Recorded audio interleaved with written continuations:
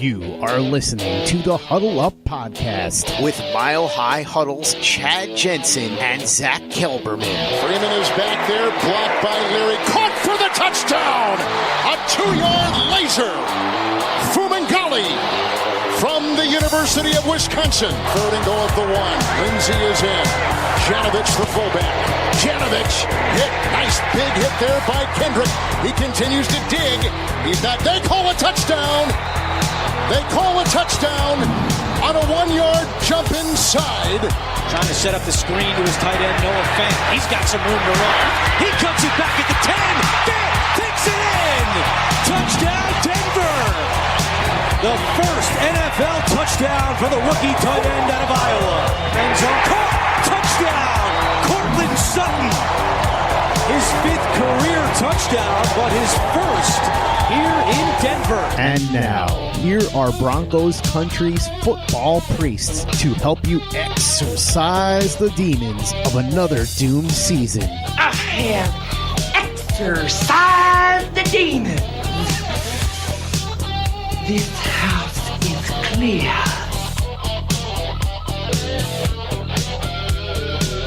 Live once again, joining you on a Thursday evening across Broncos country. It is the Huddle Up Podcast, coming to you live on YouTube, simulcasting as well on Facebook. I'm your host, Chad Jensen. With me, as always, my partner in crime. You know him, you love him, as the lead NFL writer for Heavy.com, columnist at MileHighHuddle.com, Zack Kelberman. Zack, we've got a Thursday, whenever we do the Mile High Mailbag live pods, we're interrupting, if you will, whatever the Thursday night game is going on. Tonight it's the Cowboys and looks like the Bears. Who you got in this one? I'm going to go with the Cowboys. I'm not a big believer in the Bears this year, Chad. I think they were a lot better last year. I'm not a big believer in Trubisky or whoever they're trotting out a quarterback this week. I think the Cowboys are ticked off enough, and I think they have the talent to win this game, even at Chicago. So I think the offense is going to have a nice game for Dallas. I'm taking them tonight.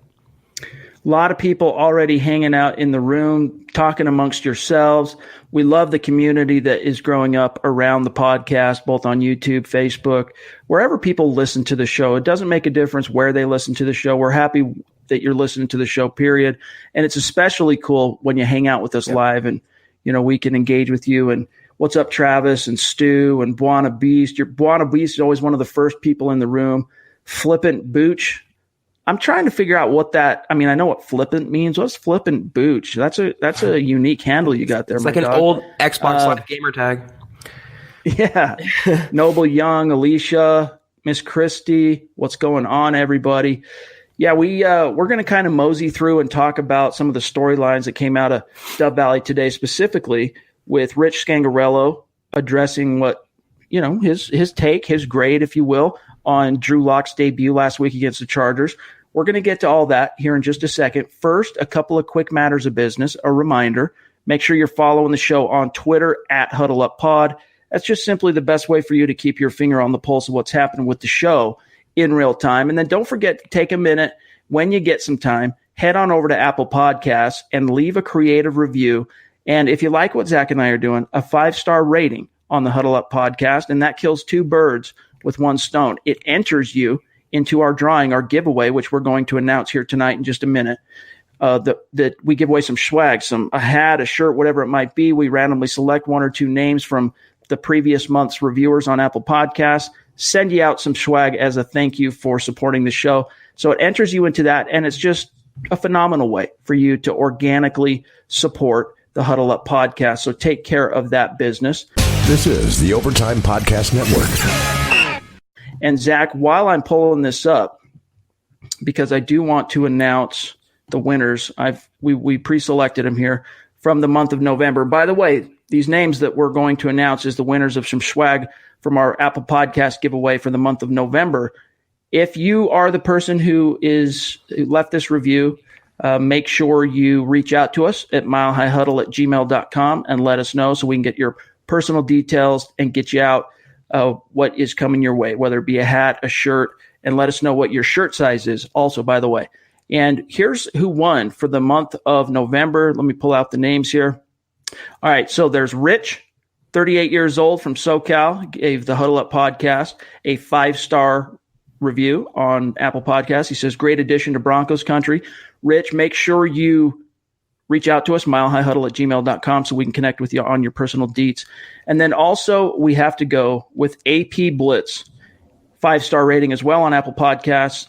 I love you guys. The knowledge and your approach to the game is incredible. Thank you, AP Blitz. Both of you, make sure you reach out to us at Gmail. Zach, it's great seeing the feedback as well that we get from our awesome listeners when they do take some time and review the show on Apple Podcasts. It is, and it's tough to only pick 2 reviews at a time, Chad. We get so many that come in and so many great, so much support, so many great reviews. We appreciate it, and we see everyone. Nothing goes unnoticed, and we, like always tell you guys, we genuinely are touched by the support. All right, guys, let's shift gears here. I want to talk about Rich Scangarello because up to this point, we've heard multiple times since Drew Lock debuted against the Chargers last Sunday, we've heard multiple times from Vic Fangio. You can tell he's kind of getting, I wouldn't say necessarily sick of the Lock questions, but already they've worn thin on him. We've heard from him, though, that in his estimation, Drew Lock, he doesn't want to go too far out over his skis trying to compliment the kid that went 18 of 28 for 134 yards, a couple of touchdowns, also an interception. He's trying to keep it realistic, but he has used words like promising and encouraging. He, especially Vic Fangio, complimented Drew Lock in that he wasn't sure whether or not he was going to be able to show command and poise pre-snap, coming out of the huddle, getting through the plays, commanding it from under center and all that. And he was pleasantly surprised by what he saw from Drew Lock, especially considering, Zach, his 10-week exile, if you will, while he was on injured reserve. Well, Rich Scangarello, we finally get a chance to hear from him today on Thursday. Some of you will be listening to this podcast after the fact. This was Rich Scangarello on Thursday. He said, quote, he's a young quarterback that he turned one over on a play that he had gotten a look at all week, that he expected something to happen. It's live and it's a little bit different, and he kind of got baited. That's something that he's got to bank all in. It's just a comfort, the routine, and the ease of which just playing the game comes from not doing anything for 8 weeks. He was anxious early, to say the least. His pregame routine, all that, it's all foreign to him. Zach, he settled in, though, after the first series, and I thought he showed great poise, close quote, which I think lines up pretty well to what passed the eye test, Zach, as far as you could tell, especially that first series when Locke went 3 and out. He was feeling some jitters, some early game jitters that he overcame, and back-to-back touchdown scoring possessions that ensued following the 3 and out. But your thoughts on Rich Scangarello saying he thought he showed great poise? I mean, he was pretty much echoing what Elway said in a previous interview about Locke's recognition and the way he was breaking the game down to his coaches and to fellow players. A lot of it is coach speak, and a lot of it they're kind of searching for positive with Drew Lock's game because, like you said, his stats didn't blow anyone away, even though he had the 2 touchdowns. He was inaccurate at first, and he didn't throw for many yards. But what I like about Locke is the same thing that Scangarello likes, same thing that Elway likes. He settled down. He rebounded. It never got too big for him. It never got too much for him. Sometimes it takes quarterbacks years for the game to slow down, but I think we saw it over the course of a quarter, over the course of a play. Locke was getting more comfortable and more familiar as the game went on. So like we always talk about, Chad, you either have that or you don't. That's either built inside of you or it's not. And I think the Broncos are celebrating the fact they finally got a guy that has that quality. Amen to that. Christy jumping in with the $10 donation Christy on Super Chat, one of our consistent Super Chat superstars, keeping the lights on, keeping us in health and happiness here at the Huddle Up Podcast. She says, I'm ready for another win. Could you imagine if Drew Lock wins on the road in Houston, which is extremely unlikely, but if he does, he'll be only the third quarterback in Broncos history ever, the third rookie quarterback to win their first 2 starts. John Elway did it. Can Drew Lock follow suit and match anyway what his boss did? Now, Dylan jumping in as well with a $15 donation on Super Chat. Appreciate you, bro. Happy Thursday, fellas. I wish Elway would go ahead and sign Justin Simmons to an extension already. Also, I'd like to know what's keeping Juwan Winfrey as a healthy scratch. Tackling the last thing he said first, Zach, we touched on this a little bit yesterday, but I really think the biggest reason why you're not seeing Juwan Winfrey hit the field is 2 things. One, the Broncos got Tim Patrick back, and they think quite a lot of Tim Patrick. And 2, coaches just simply don't play rookies unless they have no choice. Right, and he was always a raw player, even in college, and the Broncos knew that. And like we always talk about, a lot of this Broncos draft class, including Noah Fant, they made those selections for 2020 and beyond. It wasn't necessarily about 2019. So the Broncos are really focused on having Deshaun Hamilton more involved. He was a mid-round draft pick. They like Tim Patrick. They have Courtland Sutton blossoming. They have Phillip Lindsay going. They're getting Locke going. There's only so many reps that can go around, only so many players that can get involved and make a contribution. I think next year when the herd thins out a little bit and they have some continuity with the quarterback and the coaching staff, they'll get Winfrey on the field, see what he can do. He's still a good talent, but he was always going to take some time after the Broncos drafted him. Very true. And then with Justin Simmons, I mean, we've heard John Elway say it multiple times. Vic Fangio has said that he thinks Simmons has a bright future ahead of him here in Denver. Simmons has been, he's chosen his words carefully when he's spoken on the topic of what his future holds. But it's clear that he would like to stay in Denver if at all possible. It's going to come down to the money.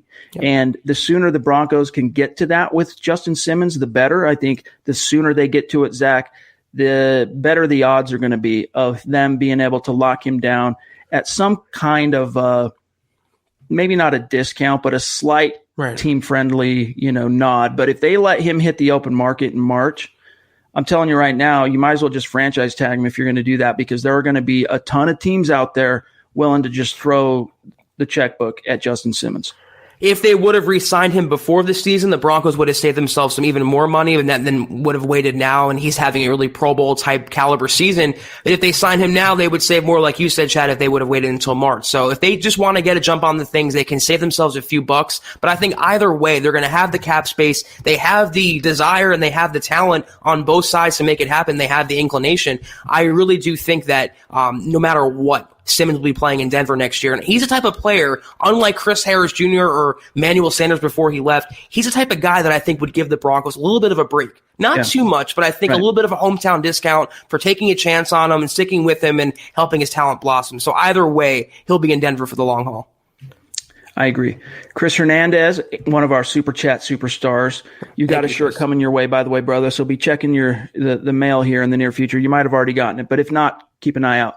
$21 donation. Chris says, dig in the new podcast intro too. Everyone's got to check it out. That's right. We're kind of rotating it in and out. We got the network Overtime Media made us up a new intro for the podcast, and it's got a few game clips. It even has a Troy Fumagalli sighting clip from his one touchdown reception earlier this year.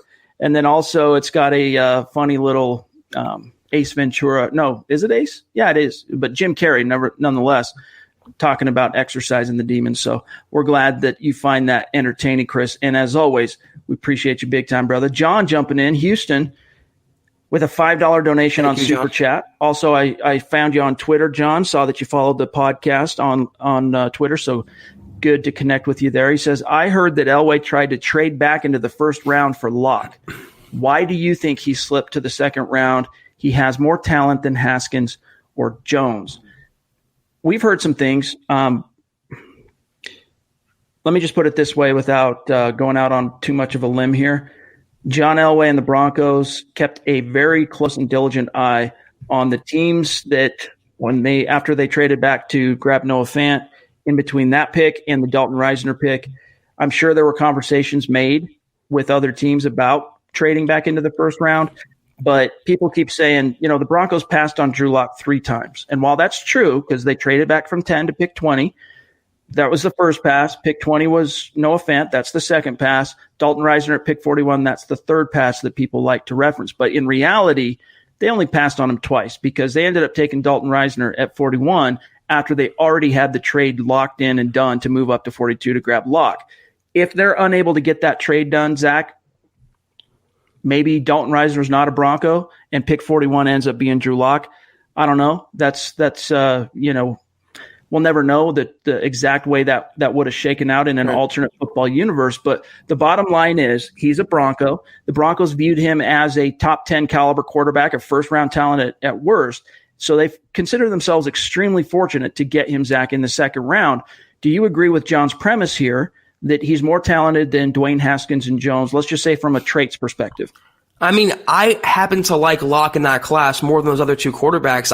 It's all about preference. It's such a subjective thing. And even in the NFL, 32 GMs can't come into a consensus. And that's why Locke fell where he did. Look at Tom Brady. The guy was a 6th-round draft pick. Sometimes players just slip down the draft board for no possible reason. I am not a Daniel Jones believer. Haskins, I was wavy on. Locke in this quarterback class, I happen to like the most. Maybe, that he doesn't agree with that premise, but I don't want to look at hindsight. I think the Broncos made out very well for themselves, and we all forget that Locke in the pre-draft process had a 1st-round grade, a top 5 grade in some mock drafts. I mean, the guy was rising up draft boards, and I think in another draft, if in certain things broke a different way, I think he would have been in the 1st round. But I'm not willing to look back. I'm not willing to second-guess the Broncos. They came out of that with the tight end of the future, a perennial Pro Bowl, if not all-pro lineman, and their potential quarterback of the future in the first 3 rounds. So I think the Broncos did pretty well in that haul. This is the Overtime Podcast Network. I do as well. I mean, it might not pay the type of immediate dividends that some fans want. You know, the Broncos are going to probably end up with a losing record this year. But come 2020, I'm telling you, we already know what kind of player Dalton Reisner is. Noah Fant has already posted an all-time rookie season for a Denver Broncos tight end. And Drew Lock, if he can continue to progress and show the promise that he did in that first game, you know, I'm hoping that Scangarello and Vic Fangio will increasingly begin to take the training wheels off, because they did, they're extremely conservative with him, especially after they got outside of the scripted portion of Scangarello's game plan. But I mean, I think it's going to continue to pay dividends for this team, but especially it's a future type of deal here. Now, Buona Beast, he hung out in the room early, Zach. Let's get to his question. He says, can you tell us about the center we picked up from the Steelers? Is this to look at a future center in practice in case McGovern is not brought back, or was he picked up for this year's roster? No, Buona Beast, that is definitely it's a looking ahead type of move. It's hedging their bet type of move in case things don't work out with Connor McGovern in free agency. They acquired Corey Levin, or Levin, however you pronounce his last name. I've heard it both ways. Off waivers from the Tennessee Titans, if you can remember, right after the final roster cutdowns beginning of September. He didn't last too long on the roster before they moved on from him. He might have actually even been signed from someone else. I can't remember now off the top of my head. But anyway, the only other backup interior guy that could possibly fit as a center is Austin Schlottman, but they like him more as a guard.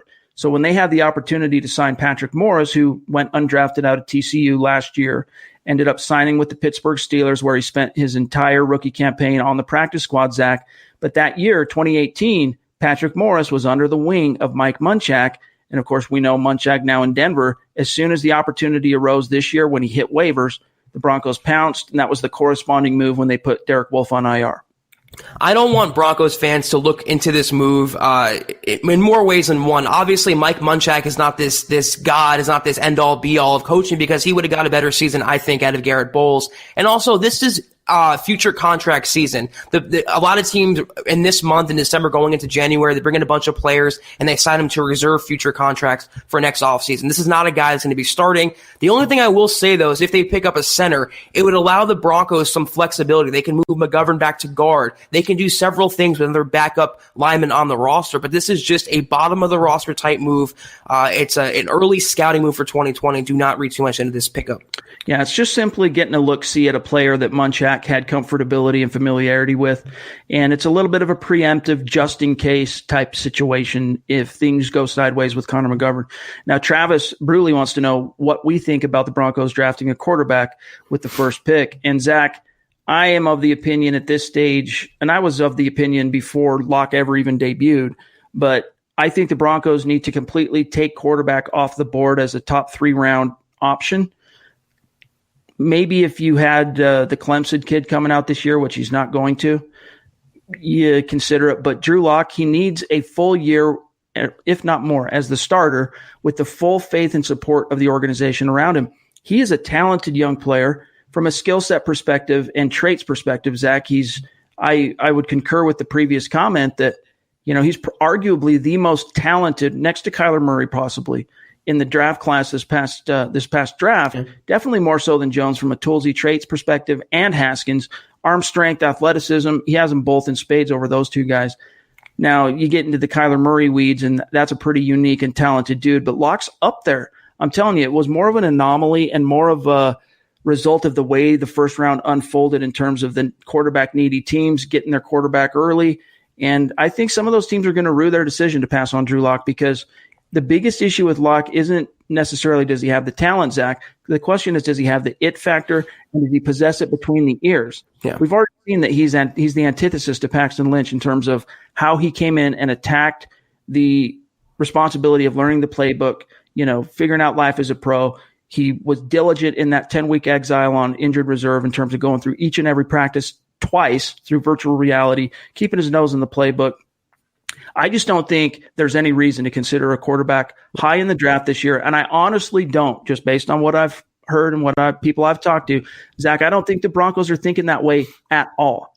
I don't either. And it would have taken Drew Lock absolutely face planting for multiple weeks in a row. I'm talking disastrous outings every single week for the Broncos, I think, to even consider going quarterback with their first pick. They have bigger fish to fry. And I think Lock's that win last week, bought him enough through 2019, and I think enough through 2020. Now, that assuaged a lot of the Broncos' qualms about Drew Lock. So, no, quarterback's not going to be a first pick. And like you said, Chad, I'd be surprised if they picked a quarterback before round 3. If anything, it'll be another Brett Rippon type of developmental guy to throw on the roster. They're always going to have them in excess for Scangarello to develop. You can never have too many. But I don't see a quarterback being around one option. You need a corner, you need linemen, you need a receiver. They have other fish to fry.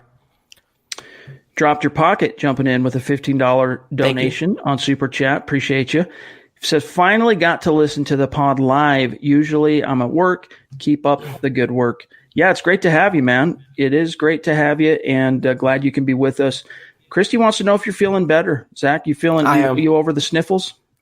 Right. Yeah, I'm not 100%. Right, I'm a little congested, but I'm okay. People keep wanting to know what's on the dry erase board behind you. Let's just answer the question. I mean, let's drop the mystery. I did have, because I have to, keep my eye on both teams. It is the Cowboys roster back there, but that's basically all it is. It's their depth chart, which I've memorized by now. So. Right. So here's what it is. All right. Most of you have been listening to the show and following what Zach and I do for a long time. Some of you might be new and don't know this story, but Zach and I were together, of course, at Mile High Huddle 24/7 Sports for a couple of years together, basically.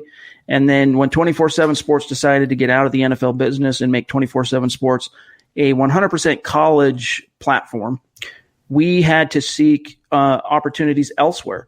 I took Mile High Huddle to Sports Illustrated, and Zach, who, he's still with me on Mile High Huddle. We continue doing the Huddle Up podcast covering the Broncos, but he also took a job as the lead NFL writer for Heavy.com, which includes spending a lot of time covering the Dallas Cowboys, because if you're a lead writer and you're covering the NFL as the lead writer, obviously the Cowboys are one of those teams you got to keep an eye on. So Zach had to do a kind of a crash course, if you will, on learning the Cowboys roster and the whole 9 yards, and that's what you're seeing there behind him. But don't worry, he's still got 2 eyes on your Denver Broncos, and that's why we're able to drop knowledge with you each and every day here on the podcast. So 2 eyes and a heart right here, all for the Broncos. Do not worry, guys. Dean says, hey, what's up, guys? Just so you know that you guys are the best, especially in the knowledge you have of the Broncos. Appreciate you, Dean. Thank you, Dean. So with Drew Lock in the mix now, where do you see us in the 2020 season after the draft? I mean, Drew looked just phenomenal and elite as a quarterback. What more could you ask for? Go Broncos. Well, I'm not going to say he looked elite. I'll say this. I concur with Vic Fangio, and I concur with Scangarello. Encouraging, promising, poised, showed off the arm talent, showed off the athleticism, showed off some command, also made some rookie mistakes. He missed a few reads, missed a few throws with those early game jitters, Zach, through the pick that he knew. Rich Scangarello talked about this, and I've heard it talking to other players this week. We've heard it, that was the play in which Denzel Perryman dropped back and picked off Drew Lock. That was something that they had identified on tape, and he just missed it. He just assumed that he wasn't going to drop to that depth and didn't pay attention, and it was a rookie mistake. And even he talked about that, he's going to learn from that, as Scangarello said today. Got to bank that. But there was a lot of good, absolutely encouraging, but there was also some bad. It was a rookie debut. So we can't get out over our skis. At the very least, Zach, he's a player that you got to be excited to see what the future holds, including all of 2020. If the Denver Broncos do anything to obscure the path for him as being the guy in 2020, it's going to be so irritating to have to cover that and explain that to fans why they're not just anointing Drew Lock, because at this stage, he is easily the most talented quarterback on this roster. You need to build around him and get into what Dean's saying here, what we see in the 2020 season after the draft. I see, Zach, the Broncos going out in the draft or free agency and building this O-line, continuing to put wood on the fire, if you will, and build that nest around Drew Lock. Go find him a dynamic number 2 wide receiver. Go find the defense some competent corners so that if Chris Harris ends up being one of those, great. But if not, either way, Bryce Callahan has someone that can hang with him next year, and it's not the weakness that it is this year. I would consider myself one of the bigger Drew Lock supporters, and I think I'm higher on his ceiling overall with the Broncos than most, but I wouldn't say he was phenomenal or elite in that game. I think he had like Chad said, he was a rookie in a lot of ways, good and bad, and the best word I can label Drew Lock after only one start is promising. But it really speaks to the level of desperation, in a good way, in Broncos country for a franchise quarterback. I mean, the fans are thirsting for that guy to step up, and even though he wasn't perfect, fans are still looking at Drew Lock, a guy who made his first start after so many months on the shelf, as phenomenal and elite. I think that's encouraging, and I think it's a good look for the Broncos to finally have that hope back in the fan base of having that guy under center. He can be phenomenal. He can be elite. He has to get there, though. He's far from it right now. He has a lot to work on still, but it's very, very promising. Dylan jumping in with a $5 donation again, back in with a comment, build the nest. Amen, brother. Hashtag that, build the nest. I'm right there with you. And Zach is as well. Let's see what Russell has to say here. What's up with our second halves? Could that be Scangarello, or is this just a byproduct of coming out so fast in the first half? It's honestly, and Elway even complained about this a little bit on Elway Access, that little segment he does every week with Broncos TV that you can find on the team website, also on the team's YouTube channel if you want to go check it out. I make sure to watch it each and every week because it's only one of two opportunities we get each and every week to hear from Elway on the pressing issues of the Denver Broncos. The other one's on KOA radio. So it's appointment watching for me because you want to hear what he has to say. But he brought up, Zach, that, Scangarello is a first-time coordinator. He's done a lot good. We've seen that his offense can work for the Broncos in this league by the way this team has put up points and yards in the first and second quarter, mostly the first quarter, but in the first half, let's just say. But it's all comes, Zach, when the Broncos are still on that 15 to 20 play script that Scangarello structures in the game plan ahead of time. Then what happens is once they get through that 15 to 20 plays worth of the script, then it comes down to, as you say, choosing the right play.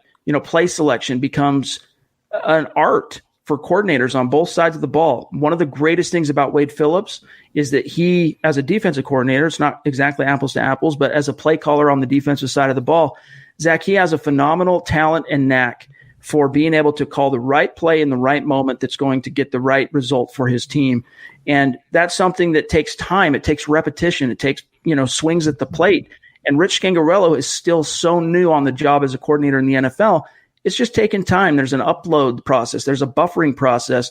I think it will improve. He just needs to not be so conservative, and he needs to stop calling and designing plays based around fear and base it more around, because human beings are motivated by one of two things. It's either hope of gain or fear of loss. Okay. As a coordinator, Rich Scangarello has telegraphed to all of us, Zach, he is more motivated by fear of loss than he is hope of gain, and he needs to flip that paradigm on its axis. It's like in the first half of games, he's in the kiddie section of the pool with floaties on his arms and everything's fine. But when the second half rolls around, the Broncos get punched in their face, they're taken off and he's thrown into the deep end and he's just flailing around. That's the best way to describe the Broncos offense right now in the play calling in the second half. When one thing goes awry, if they lose a lead, if they get a turnover or whatever, it's just they go completely off their game plan. It's like he goes into a shell and he gets scared. He cannot coach like that. So yeah, the second half, I don't put it on the players. They're following their play calls. That is all Scangarello, all Fangio being rookie coaches, inexperienced coaches. That will come with experience, the aggression and the confidence. But right now it's costing the Broncos ball games. Happened in Minnesota. 20-point lead at halftime, and they go into a complete shell like they're up 100 points. Even if you are up 100 points, you always go for the kill shot. You never stop. You never stop until that clock hits 3 zeros. That's what Belichick has done for 20 years. That's why he's winning. You always have to stay aggressive until the game is finally over. This is the Overtime Podcast Network. John jumping in with a $5 donation again on Super Chat. John. Appreciate you, bro. He says the only QB Elway would take next year would be Justin Herbert. That's the Oregon quarterback for those who don't know. I think Locke is a better pro prospect than Herbert. Herbert lacks leadership and is inconsistent. I would agree with that. I would take Locke. I mean, let's say Locke came out this year and he's coming out the same year as Herbert. I would be more into Drew Lock as a prospect than Herbert. Have you ever listened to Herbert talk? He sounds like he's 16. Yeah. Leadership is an issue. I mean, remember how we've talked about how Locke has the it factor. He's QB1 mentality.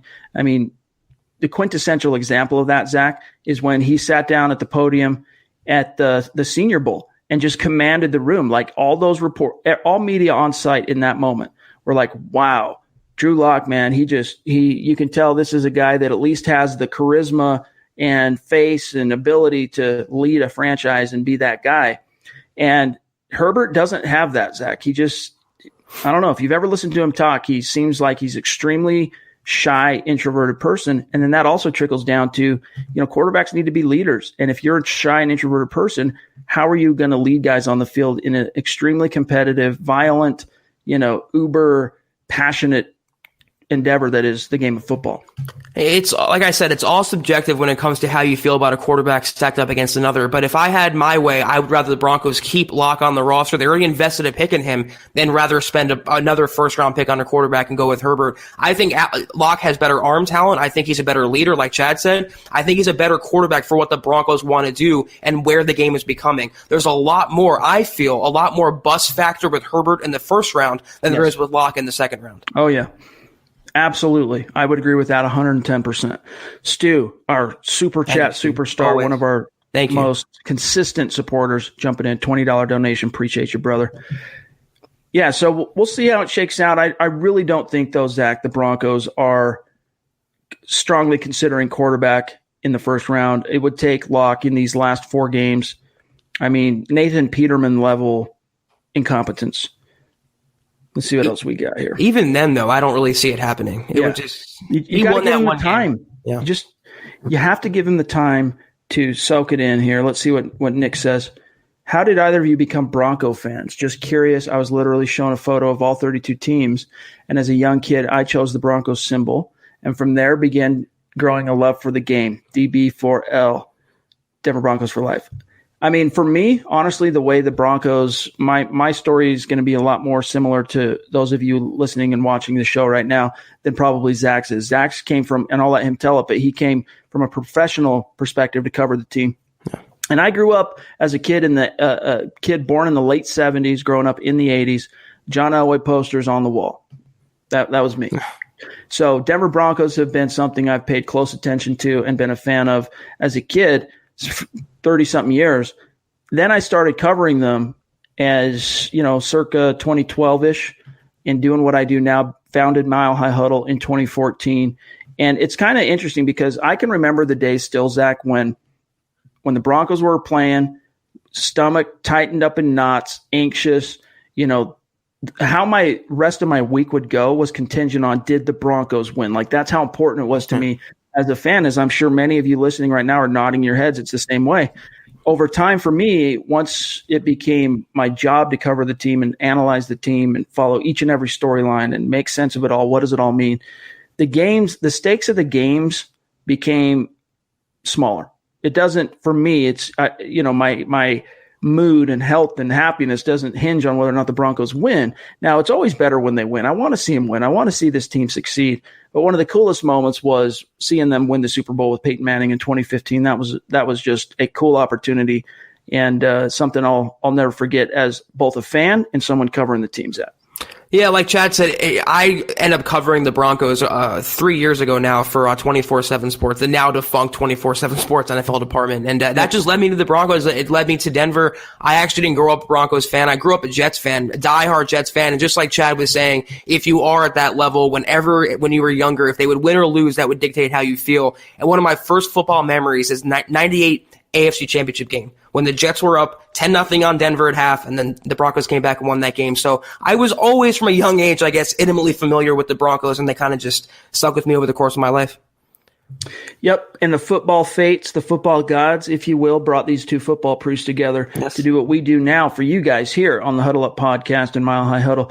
Keone says, how's it going, guys? Good to see you. How can I donate to the show?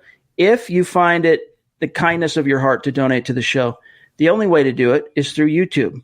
You got to subscribe to Mile High Huddle on YouTube. Pretty easy to find. And then when we go live like this, there's an option where you can donate on Super Chat.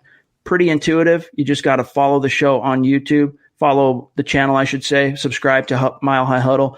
And then when we go live, instead of watching it from Facebook, you're watching it from YouTube, and then you can donate as you see fit. We appreciate you even considering it. We'll grab a couple more guys, and then we'll get out of here. I guess, we should probably start turning our attention. We leave the heavy lifting as it relates previewing the upcoming opponent to Nick and Carl on Building the Broncos. They do such a good job on the Scout's Eye preview of breaking down the upcoming opponent, matchups to watch, strengths, weaknesses. But Zach, let's just touch on this for now. How are you feeling about the Broncos going in to an 8-4 Houston Texans team? They lost last year, close game. If McManus hits that final field goal, Broncos beat the Texans last year in Denver.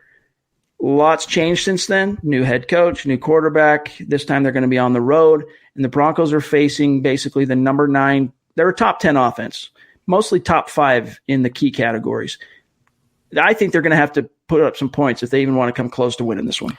Yeah, the Texans are a good team, and they're coming off a big statement win against the Patriots, but that can work against them, too. They can get too big of a head, the Texans. They can read their own press clippings, and they can take the Broncos for granted. That would give the Broncos an in there. I'm not necessarily worried about wins and losses in this game. I want to see Locke's progression. If he can hang with Deshaun Watson, if he can put up some points, even if they lose, that's a win, and that's a positive for Denver. It's going to be tough to upset Houston on the road. Great offense, good defense. They're a playoff caliber team this year, but I just want to see positive, not moral victories, but just progression from Drew Lock in the offense. That would be enough for me, even if the Broncos lose.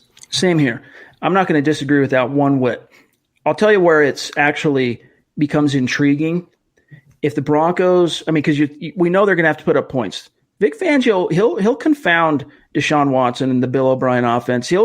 I don't think they're going to go crazy, and they might come close to scoring their average, which is 24.4, but I'm going to bet they come in just under 24 points.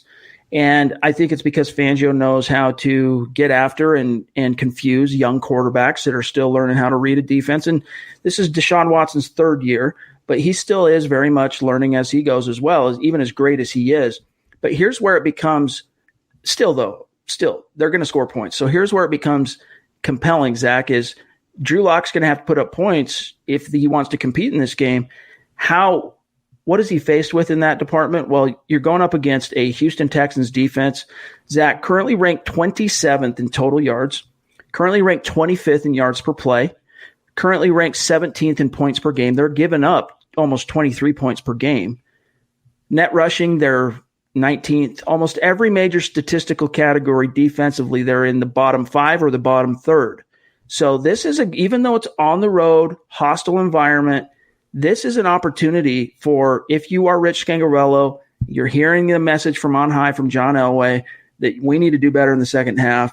You saw what Drew Lock could do in his debut. Zach, now it's time to open it up, take the training wheels off, let Lock go out and be what he wants to be, spread him out, let him do his thing. Yeah, I'm not going to talk up the Texans like they're the Ravens. And even if they were the Ravens, no team is unbeatable in the NFL. Any given Sunday can happen. If the Broncos are on top of their game, they hung with most teams, and they can beat most teams on top of their game. This is a definitely beatable opponent, especially on defense. That's why I'm saying if Locke can at least hang with Deshaun Watson, they have a chance of pulling out an upset here. But I just want to see some touchdowns. I want to see some progression. And like Chad said, after a little bit of horizontal football, east and west football, I want to see north and south. Throw it downfield, get Courtland Sutton involved, take chances, and score some points, I'd be a happy guy. All right, guys, one last thing, and then we're going to wish you a good evening, let you get back to watching Thursday Night Football. I am going to show you, I'm going to share a screen with you real quick, what to watch for. And let me see if I can blow this up a little bit. Zach, can you read that on your screen? The Chris Harris Jr. part here on the right? Yeah. Okay. I can.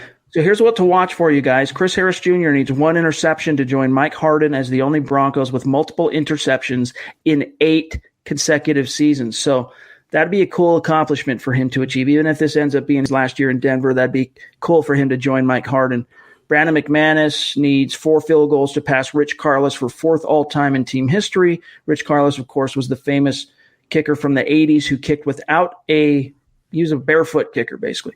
Von Miller, if he plays, and it's probably maybe slightly better odds than 50-50 at this stage, but if he does, he needs 1 sack to pass Kevin Carter and Neil Smith, getting into sole possession of 27th place on the NFL's all-time sack list. Needs 2 sacks to pass Elvis Dumervil for 26th place on the NFL's all-time sack list, which is interesting because Elvis, of course, one of his mentors in this league. Justin Simmons needs 2 interceptions, Zach, to tie Steve Atwater, who has 12, for the 3rd most interceptions among Broncos safeties through their first 4 professional seasons. So he's on pace to match easily the best safety in Denver Broncos history, Steve Atwater. And then lastly, Courtland Sutton, the last thing to watch for here, you guys. He needs 4 catches to become the 4th Bronco to reach 100 catches for his career through his first 29 games. The only other receivers to do that, well, not just receivers, Eddie Royal, Brandon Marshall, and running back Glenn Milburn. Sutton also needs 94 receiving yards to become the 3rd Bronco to reach 1,000 receiving yards in a single season by his 2nd year, which has only been done by Brandon Marshall and Lionel Taylor, Zach. The only thing I can think of is if Chris Harris Jr. gets this interception, there's going to be no shutting the guy up. He's going to be flexing and bragging and speaking out about it, but it's really not about personal accomplishments to me. I don't really like individual accolades. If the team can win and spring an upset, that would be collectively better for their confidence. But in terms of Drew Lock, you mentioned the only other quarterback to win their first 2 starts was Elway. Is that what you said? Elway, and I can't remember the other guy's name now off the top of my head. You put me on the spot, Dan. That's all I want to know about, though. If he can do that, if Locke, that's the only individual record I care about because this team will go as the quarterback goes. So if anyone's going to get a personal record, I'd prefer it to be Drew Lock in this game.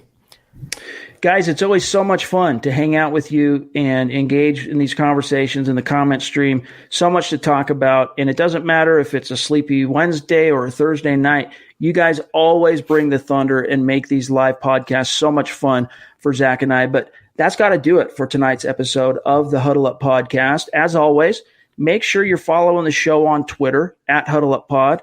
Best way to keep your finger on the pulse of the show. You can find my partner, Zack Kelberman, on Twitter, at Kelberman NFL, as you can see there. Myself, at Chad and Jensen. As always, you can tweet us directly. Use the hashtag #FootballPriests. We're going to see it. Questions, or you can just wait till you get on the stream and ask them directly. We're always going to see it. Massive tip of the cap and a mile-high salute to our Super Chat superstars tonight. You know who you are. We appreciate each and every one of you. It is...